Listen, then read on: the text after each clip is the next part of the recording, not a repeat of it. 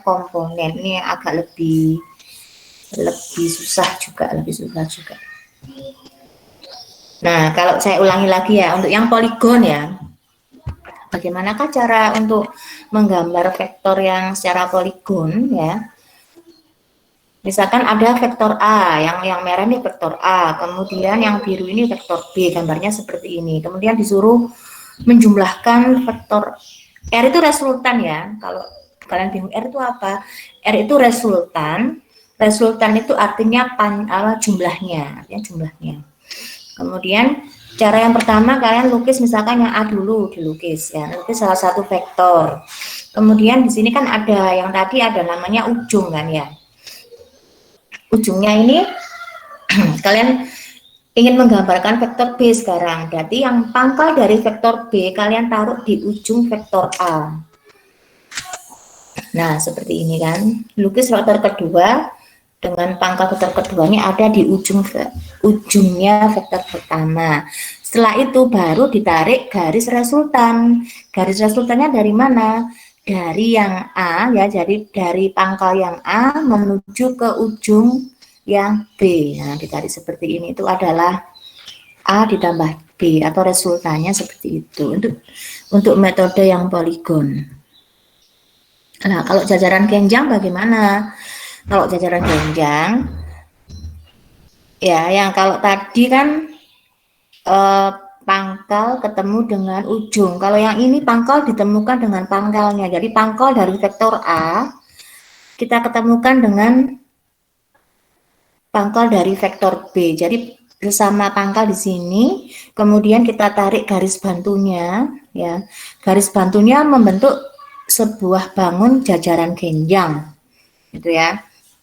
Jadi makanya dinamakan metode jajaran genjang. Baru nanti dari pertemuan pangkal dari vektor A dan B ditarik garis diagonal. Nah, ini garis diagonalnya ini adalah resultannya gitu. Terserah kalian kalau mau memilih metode yang poligon seperti tadi atau metode yang jajaran genjang yang paling enak yang mana. Kalau jajaran genjang biasanya dipakai hanya untuk 2 vektor ya. Tapi kalau poligon itu dipakai untuk beberapa vektor ya, lebih dari 2 bisa. Nah, ini misalkan contoh soal yang pertama. Ada vektor A, kemudian vektor B, ada vektor C. Kemudian di sini juga sekalian dituliskan vektor negatif A. Berarti dia berkebalikan dengan vektor A ya. Panjangnya sama, tapi dia punya arah yang beda, yang berlawanan ya. Itu berarti vektor negatif A.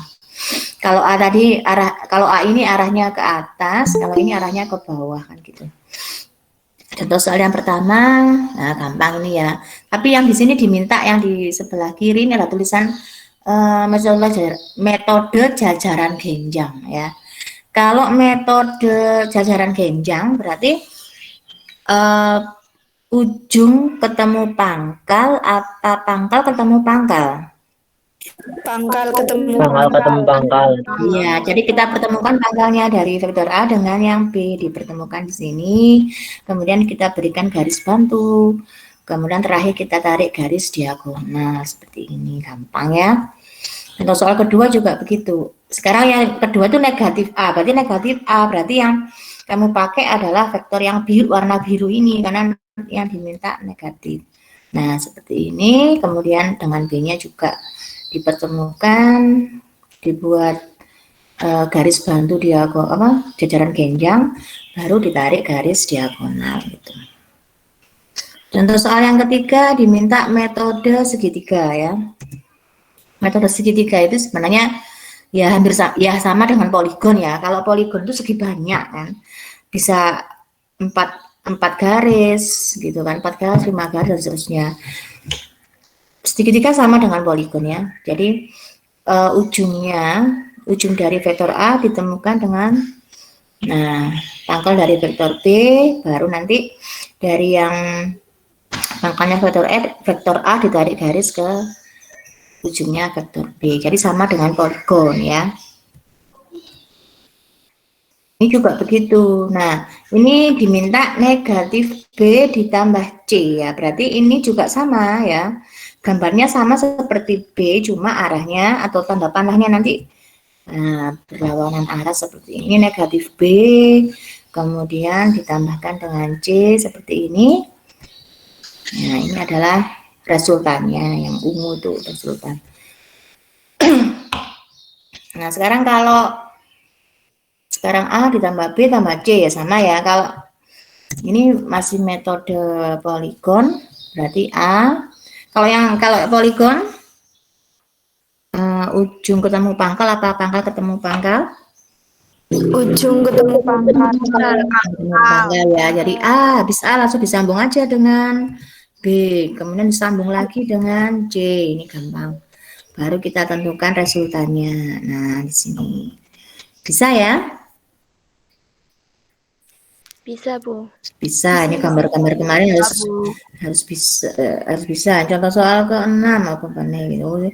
Kalau yang ini negatif B ya, tinggal menambah saja ya. Kalau negatif ingat berarti kebalikannya, berarti arahnya ke sana. Ditambah C berarti ini. Nah, seperti ini ya.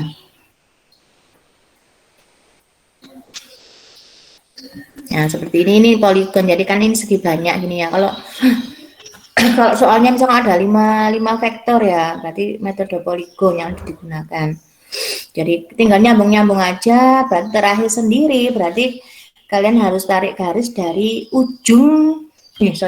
tarik garis dari pangkal vektor pertama ke ujung vektor terakhir gitu ya. Jadi seperti itu. Nah, ini tadi yang tentang penjumlahan vektor dengan metode grafis yang masih gampang, hanya gambar-gambar aja. Sekarang kalau setelah grafis berarti kita beralih ke yang analisis atau dengan angka-angka seperti apa. Nah, ada 2 cara ya. Ada yang pertama dengan kosinus, kemudian yang kedua dengan komponen. Kalau kosinus ini dia vektornya biasanya hanya 2, sedangkan yang vektor komponen ya, yang komponen kita menganalisis tiap komponennya itu berarti lebih dari 2 ya. Nah, sebelum ke sana saya akan sedikit memberikan tentang trigonometri ya. Jadi kita harus sebelum memasuki yang ada kosin dan tangen itu, kita harus belajar dulu tentang trigonometri. Sebenarnya trigonometri ini materi yang ada di matematika juga ya. Seharusnya kalian mendapatkan materi ini terlebih dahulu ya, trigonometri terlebih dahulu, baru kemudian beralih ke vektor di fisika itu. Cuma saya kurang tahu sejak tahun berapa itu. Jadi sebenarnya harusnya SMP, ketika SMP kelas 3, saya ingat dulu saya seperti itu ya. Saya waktu SMP kelas 3 mau ke SMA itu matematika itu sudah ada trigonometri, tapi sekarang ternyata di SMP sudah dihilangkan. Jadi ini mungkin trigonometri di matematika ini mungkin nanti di KD keberapa gitu ya, mungkin di semester kedua gitu. Jadi saya juga sebenarnya agak bingung ya, kok kalau ngajari trigonometri terlebih dahulu anaknya belum dapat ini di matematika. Tapi nggak apa-apa, saya ajari sedikit saja, nanti yang lebih banyaknya di matematikanya. Nah, trigonometri itu jadi ini suatu bidang segitiga seperti ini ya. Kalau segitiga seperti ini kan ada sudut alfa, ada sudut misalkan di sini beta, di sini sudut siku ya. Kalau yang dilihat sudut yang alfa sekarang ya, berarti dari alfa sini, berarti ini sisi depan. Kemudian yang di sini ini di sampingnya alfa, ini di sisi miringnya alfa ya. Cara menentukan sin, cos, dan tangen ini ada rumusnya ya. Sin itu kepanjangan dari sinus ya. Jadi kita nulisnya sin gitu aja, nggak perlu ditambahi us gitu. Jadi sinus nggak perlu, jadi sin gitu aja. Sin itu adalah sisi depan dibagi sisi miring ya, yang miring sini. Kemudian kalau cos itu kosinus sebenarnya kepanjangannya. Cos itu sisi samping yang di sini, berarti dibagi yang miring. Kemudian tan itu tangen ya, tangen itu depan dibagi samping ya. Kalau cara menghafalkan supaya lebih mudah itu sin demi gitu kalau saya ngapalkan dulu ya. Berarti sin itu adalah depan, de itu depan, mi itu miring. Jadi sin itu berarti depan dibagi miring. Sin demi. Kalau kemudian kosami gitu. Kos itu berarti samping bagi miring. Tandesa berarti tangan itu adalah depan dibagi samping gitu. Kalau ini 3 kata ini saya tuliskan supaya kalian mudah menghafal gitu. Jadi sindemi, kosami, kemudian tandesa gitu ya. Ini harus dihafalkan ya. Nah, biasanya kalau kalian melihat di kalkulator itu ada juga sih ya.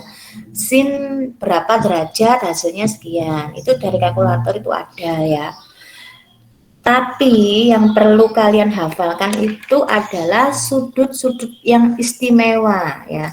Sudut istimewa itu berapa? 0, 30, 45, 60, 90. Jadi misalkan sin 0 derajat. Sin 0 derajat hasilnya 0. Sin 30 derajat hasilnya setengah. Sin 45 setengah akar 2. Sin 60 hasilnya setengah akar 3. Sampai sin 90 hasilnya 1 ya. Kalau di kalkulator kalian bisa mencari sin 15 misalnya atau sin 10 derajat. Sin 12 derajat itu ada di kalkulator. Cuma yang kalian hafalkan adalah sudut-sudut istimewa ini saja ya. Kemudian kalau cos itu adalah kebalikan dari sin ya. Cos itu kebalikan dari sin. Sehingga misalkan kalian yang ini agak ragu ya, yang cos misalkan belum hafal, sinnya dulu yang dihafalkan, sehingga kalau cos itu kebalikannya, tinggal menaruh angkanya itu dibalik ya. Ini kan 0, setengah, setengah akar 2, setengah akar 3, 1, ini dibalik urutannya. 1, setengah akar 3, setengah akar 2, setengah 0.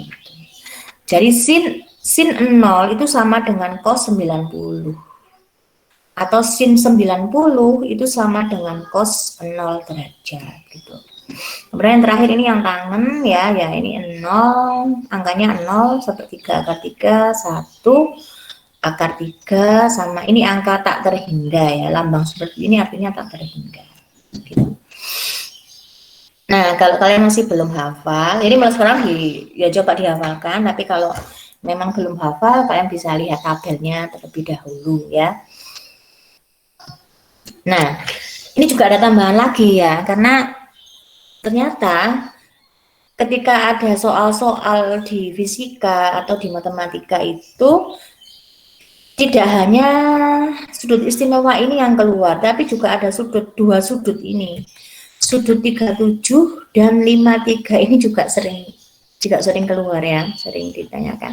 37 dengan 53 ini asalnya dari bangun segitiga Pitagoras seperti ini ya. Kalau ini 3, ini 4, ini pasti miring, sisi miringnya adalah 5. Ya, ini 3, 4, 5. Sudutnya sudah pasti 37 dengan 53. Nah, didapatkannya dari sini. Nanti sehingga sin 53 ini nilainya, sin tadi kan sin demi ya, depan dibagi miring, ini 4/5 dan seterusnya. Ini juga perlu dihafalkan juga atau perlu dipahami juga ya. Nah, fungsinya di sini sin dan cos dan tangan itu fungsinya untuk apa sih? Ya ini nanti kita memakai rumus ini ya, memakai rumus ketika menentukan resultan atau jumlah vektor dengan metode kosinus. Jadi ini yang pertama ya. Ini metode kosinus ya. Jadi rumusnya adalah R sama dengan akar ya, akar misalkan ini vektor A, vektor B ya. Akar vektor A kuadrat ditambah B kuadrat ditambah 2 kali AB ya, 2 kali A kali B kali cos. Cosnya yang di sini, cos theta di sini, cos alfa di sini ya. Nah, cosnya nanti ini baru lihat tabel, misalkan ada soal. Jadi misalkan cos 60 derajat berapa? Nah, itu baru kalian bisa melihat tabelnya. Ya, bisa melihat tabelnya. Coba kita lihat ada contoh langsung contohnya enggak ada contoh soal seperti ini misalnya dua buah gaya ya, gaya itu F ya, masing-masing 10 Newton besarnya. Kemudian mengapit sudut 60 derajat ya. Nah, berarti nanti pakai rumus cos 60 derajat. Tentukan resultan atau jumlah kedua gaya tersebut ya. Kita pakai rumus yang tadi, akar ya. Ini harusnya agak panjang gini ya. Kurang ke sana ini garisnya. Nah, kalian nggak usah bingung, Bu, tadi kalau di sini kok AB, kok di sini F1, F2 ya sama saja, tergantung soalnya. Soalnya pakai AB, ya kalian pakai ini A kuadrat, B kuadrat. Kalau soalnya pakai XY misalnya, ya berarti X kuadrat, Y kuadrat gitu ya, tinggal mengganti huruf saja. Tapi yang penting adalah kalian hafalkan rumus yang ini. Jadi F1 kuadrat tambah F2 kuadrat ditambah 2 kalinya ya, 2 kali dari vektor ini ditambahi belakangnya cos berapa derajat gitu.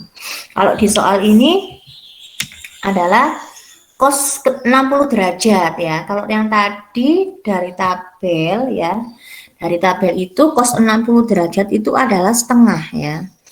Cos 60 derajat itu setengah, sehingga ini nanti 2 kali 10 kali 10 kali setengah, hasilnya 100.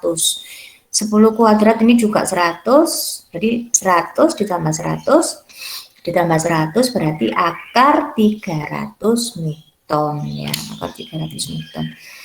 Kira-kira akar 300 ini kalau kalian nggak perlu, misalkan kalian tidak diperlukan untuk tidak diperbolehkan memakai kalkulator. Akar 300 itu berapa? Kalau dijabarkan supaya nggak ketok akar, adakah angka yang bisa keluar itu? 10 akar 3. Iya, 10 akar 3 ya. Jadi langsung nggak usah pakai kalkulator, tambah di kalkulator malah nanti 10, sekian dan atau 11, sekian gitu ya. Jadi 10 akar 3. Jadi rumus ini ini rumus yang masih metode kosinus ini gampang ya. Kalau kalian menemukan soal yang dengan metode kosinus, jadi ada dua vektor mengapit sudut, berapakah resultannya ya pakai rumus ini langsung. Ini gampang, masih gampang ini. Nanti yang agak sulit yang kedua, ya ini masih gampang. Sampai sini kira-kira paham apa enggak?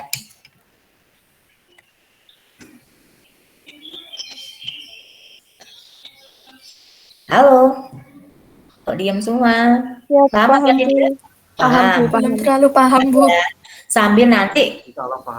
Sambil dilihat tabelnya ya, tabelnya dilihat, dihafalkan. Saya dulu menghafalkan ya langsung hari itu kalau saya dulu SMP dulu ya.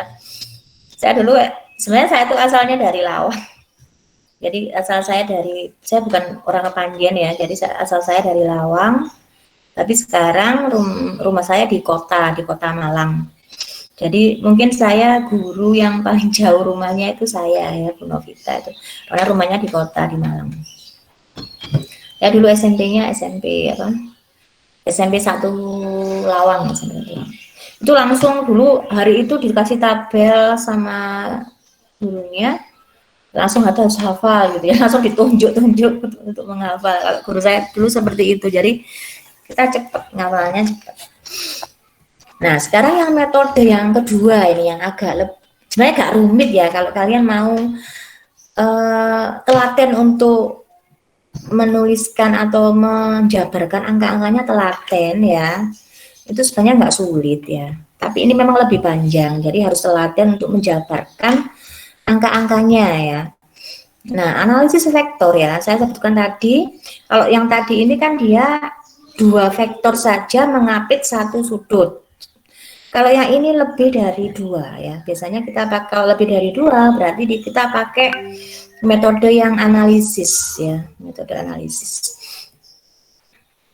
Nah, misalkan seperti ini, saya punya vektor ada 3 buah vektor seperti ini ya.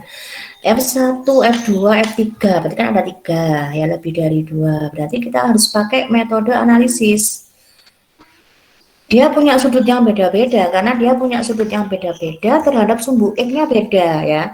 Untuk vektor yang F1 alfa, untuk yang vektor yang kedua F2 ini sudutnya beta misalnya. Untuk yang vektor yang ketiga di sini dia ya tegak lurus dengan sumbu X. Jadi patokannya ya, Sekali lagi, yang pertama kita patokannya adalah sumbu X ya, sumbu X. Jadi terhadap sumbu X itu berapa sudutnya.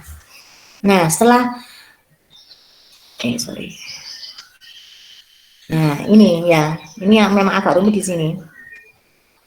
Jadi setelah kita tahu ya sudutnya berapa, tiap vektor ya, tiap vektor ini harus kita ini ya ke sumbu X dan ke sumbu Y ya. Apa istilahnya apa itu ya? Kita teruskan ke sumbu X, kita ke sumbu X dan sumbu Y gitu. Untuk yang ke sumbu X ya, jadi ini diuraikan istilahnya diuraikan. Jadi satu vektor ini tiap satu vektor diuraikan ke sumbu X dan sumbu Y ya.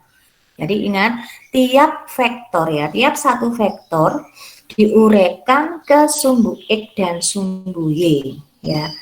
Jadi kalau ada 3 vektor berarti ya kita harus menguraikan satu-satu ya, satu-satu semua diuraikan.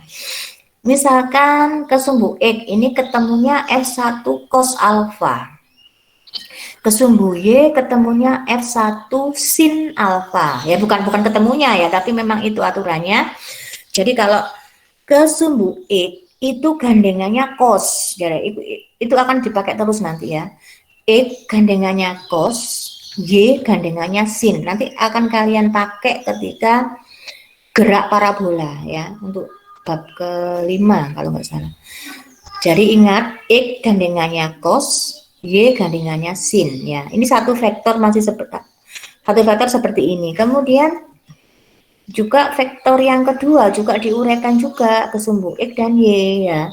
F2 cos ya, F2 cos beta dan F2 sin beta gitu.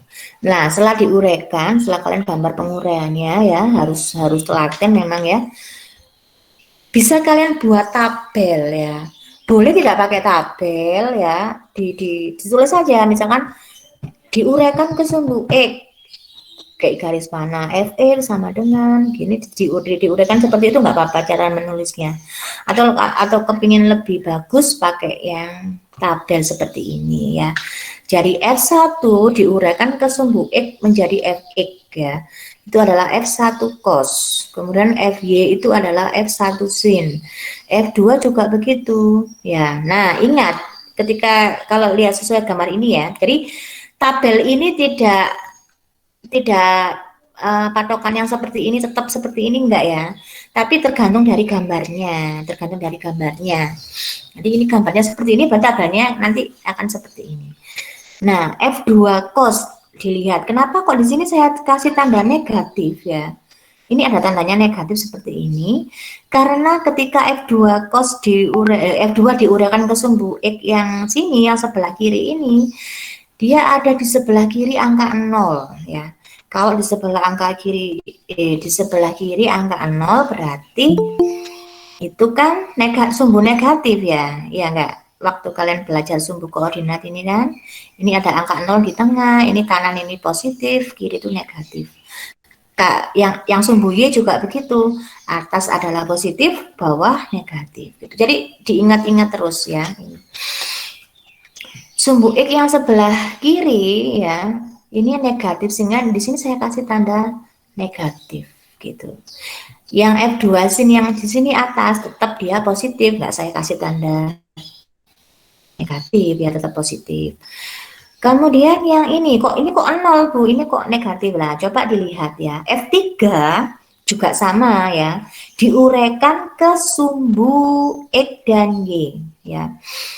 F3 diuraikan ke sumbu X di sini. Ini sudutnya berapa? Di sini sudutnya berapa kira-kira? Kalau di sini 90 ya. F3 ya. Cos 90. Oh, ini kok negatif keliru ya. Sorry, ini bukan negatif. Bukan negatif ini ya, ketambahan. Harus betul-betul salah.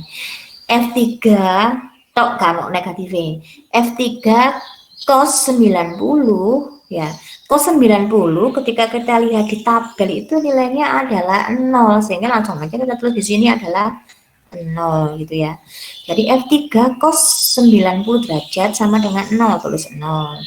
Nah, di sini yang di sini adalah F3 sin ya. F3 sin, kemudian sumbunya ternyata sumbunya negatif, sehingga depannya saya kasih angka negatif. Ini kok ditulis F3 saja, Bu, kok nggak ada tambahan sinnya. Kenapa?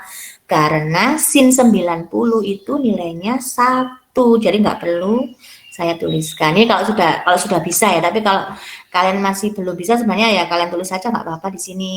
F3 sin, misalkan di sini sin alfa, beta, gamma misalnya. F3 sin gamma berarti F3 sin 90 ditulis gitu. Ingat tandanya adalah negatif. Jadi ditulis negatif. Tanda ini harus ditulis ya, kan nanti dijumlahkan ya. Kalau kalian nggak menuliskan tanda ini apakah positif, apakah negatif, hasilnya akan keliru, karena kan beda ya. Kalau bilangan positif ditambahkan dengan negatif kan nanti hasilnya beda dengan kalau sesama positif, gitu kan beda. Nah ini sigma ya, sigma F, X, ini nanti adalah jumlah dari angka-angka yang di sini, ditulis di sini. Kemudian yang di sini juga gitu, sigma F, Y adalah jumlah angka-angka yang di sini, ditulis di sini. Nah apakah ini sudah selesai? Ini hasilnya apakah yang ini, Bu, yang dalam tabel ini? Oh ternyata belum ya. Hasilnya baru kita nanti keluar dari tabel. Nah, kita pakai rumus ini, ternyata ini adalah hasilnya, resultannya. Jadi nanti di sini ada, misalnya ketemu angka, berarti di sini dikuadratkan, kemudian ditambahkan yang ada di sini juga dikuadratkan, yaitu adalah hasilnya, baru itu ketemu hasilnya ya. Kalau masih tabel saja, kurang ketemu hasilnya ya. Nah, kalau yang ini untuk mencari arahnya ya, untuk mencari arahnya nanti. Nah, langsung saja kita ke contoh soal supaya semakin bingung. Ya, ini adalah soal. Sama saya dibuat sama gini dengan posisi yang sama, ada tiga vektor ya. Satunya kanan, kiri, ada yang ke bawah biar gampang ya. Nah, seperti ini. F1 ada 4 Newton, F2 6 Newton, F3 10 Newton. Sudutnya beda-beda, di sini 37 derajat, di sini 53 derajat. Di sini jelas 90 ya kalau ke sumbu X. Nah, tentukan resultannya gitu. Nah, ini sama ya, kita uraikan satu-satu juga seperti yang tadi ya. Ke sumbu X ya, 4 cos 37. Ke sumbu Y 4 sin jelasnya kan, kalau Y itu sin pokoknya gitu. Nah, diuraikan satu-satu seperti ini. Jadi di sini diberikan tabel ya, F1 kalau ke sumbu X berarti 4 kali cos 37. Ini kali loh ya. Jadi saya langsung ngomong 4 cos itu maksudnya 4 kali gitu ya, nggak perlu saya nggak perlu saya jabarkan ini dikali, enggak ya, langsung 4 cos 37. Nah, cos 37 di sini saya berikan bantuan di sini. Cos 37 nilainya 4/5 ya, 4/5. Jadi 4 kali 4/5. Hasilnya nanti 3,2. Ini juga begitu, sin 37 di sini dilihat di sini sin 37 berapa ya. Nah, F2 juga gitu, ini ada negatifnya karena dia di sumbu X ya. Ini negatif, ini positif tetap. Yang ini 0 karena dia cos 90 0. Yang di sini negatif ya, negatif karena dia ada di sumbu yang Y yang negatif yang bawah ini. Dijumlah ya, 3,2 ditambah min 3,6. Hasilnya min ya, minnya ditulis tetap ya, min 0,4. Ini juga begitu. 2,4 ditambah 4,8 ditambah min 10, hasilnya min 2,8. Nah, baru kita cari resultannya. Nah, resultannya seperti ini. Min 0,4 dikuadratkan, tapi kalau min sudah dikuadratkan nanti hasilnya akan positif ya, akan positif kan, min dikalikan min berarti kan positif. Ini juga begitu ya, meskipun awalnya dia negatif, kalau dia dikuadratkan hasilnya akan positif, sehingga akhirnya ketemu angka 2,83 Newton gitu. Nah, tadi yang ini untuk apa sih tangannya? Tangan ini berarti sigma FY, yang FY yang sini min 2,8 dibagi min 0,4 ketemu 7. Ini untuk mencari arahnya. Kalau di soal itu ditanyakan arah. Biasanya kalau soal uraian ditanyakan arahnya ya. Berapakah resultan dari vektor tersebut dan juga arahnya. Nah, arahnya ini kalau sudah ketemu 7 ya, berarti arahnya bukan 7, bukan, tapi kan arah itu adalah derajat ya. Jadi tangen theta, jadi bacanya tangen ya. Tangen theta, ini theta sama dengan 7. Berarti theta itu sendiri berapa? Ini bisa kalian cari di kalkulator. Kalau ini harus pakai kalkulator ya, karena kita nggak hafal. Ya. Tangan berapakah hasilnya 7? Sudutnya berapa ya? Dan sudutnya adalah 81,86. Ini pakai kalkulator ya yang ini. Biasanya saya cuma tanya sampai resultan saja ya, nggak sampai arahnya berapa. Mesti kalau pakai arah kan pasti harus pakai kalkulator gitu ya. Sampai sini kira-kira paham?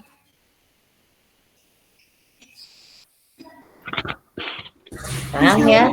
Paham. Pokoknya intinya untuk yang mengerjakan analisis ini memang harus telaten karena memang banyak dijabarkan banyak ya. Jadi kita harus menjabarkan, menguraikan per vektor diuraikan, kemudian memakai tabel atau mungkin yang nggak suka pakai tabel ditulis biasa saja sampai ke bawah itu nggak apa-apa. Memang harus seperti itu ya. Nanti dipelajari lagi. Nah, kalau yang ini untuk yang ini sekedar tambahan aja ya. Untuk vektor itu arahnya kan sumbunya ada sumbu, ternyata nggak hanya sumbu X dan Y, tapi ada sumbu Z ya. Sumbu X, Y, dan Z seperti ini. Ini X, ini Y, berarti Z itu ke sana. Kemudian I itu temannya X, J itu temannya Y, K itu temannya Z, temannya ya. Misalkan langsung contoh soal aja. Nah, misalkan gini. Kamu disuruh menentukan panjang vektor dari ini persamaan vektor ya, persamaan vektor seperti ini. Berapakah panjang vektor 2i ditambah j dikurangi 2k ya. Ini berarti ini x, ini y, ini z, x, y, z. Yang kalian ambil adalah angka-angkanya saja ya, ini gampang ini. Berarti sama dengan akar 2 kuadrat ya, angkanya kan 2. Kemudian ini kan ada angka 1 di sini tapi nggak perlu dituliskan. Berarti 1 kuadrat ditambah min 2. Jadi minnya kartu juga ya. Min 2 kuadrat. Kemudian di akar hasilnya akar 9 sama dengan 3. Gitu. Ini tambahan aja. Sampai sini paham? Masih dipahami. Kenapa? Masih bingung? Ya, kalau ada yang paham, ya, mungkin sebagian ada yang paham, sebagian lagi mungkin perlu memang harus belajar gitu ya, karena memang fisika itu nggak bisa kalian tuh, maksudnya supaya bisa untuk fisika memang harus banyak latihan soal ya.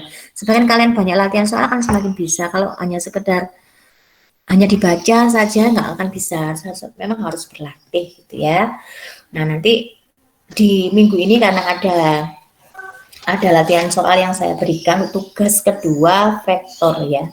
Tugas kedua vektor. Jadi ini ya. Dilihat lagi yang ini nanti saya sharekan langsung ke kelas saja ya. Langsung saya sharekan ke kelasnya saja. Nanti dipelajari ya, kemudian dikerjakan tugasnya. Tapi kalau ulangan saya ragu juga ya, apakah minggu depan langsung ulangan. Soalnya tapi juga ini, soalnya nanti bab keempat tuh banyak ya, gerak lurus tentang GLB dan GLBB itu materinya juga banyak sekali. Di sini Pak, udah ya. Nah, saya juga ini ya untuk yang kelas MIPA 2, mohon maaf saya gabungkan dengan yang MIPA 3 karena kemarin kalau saya kan sekarang di rumah gitu ya, enak saya pakai wifi memang ya lumayan lancar lah, tapi kemarin itu di sekolah tuh saya tuh pegel sekali karena wifi-nya itu dimatikan ya. Saya kemarin itu waktu saya meeting dengan IPS sebelum yang pagi itu dengan IPS 1, 2 itu tiba-tiba mati wifi di tengah jalan. Saya kadang ngomong panjang lebar gitu. Nah, anak-anak itu saya sendiri tiba-tiba keluar dari rapat gitu ya. Jadi kadang ngomong dewi panjang lebar ternyata saya keluar. Jadi sebenarnya memang mending di rumah seperti ini. Nah itu mak kemarin waktunya piket gitu ya. Jadi nggak apa-apa digabung. Saya juga kesel kalau ngomong per kelas gitu, kadang agak capek juga. Nah sekarang ya sebelum kita akhiri Google Meeting hari ini, saya mau coba di on kan kameranya ya.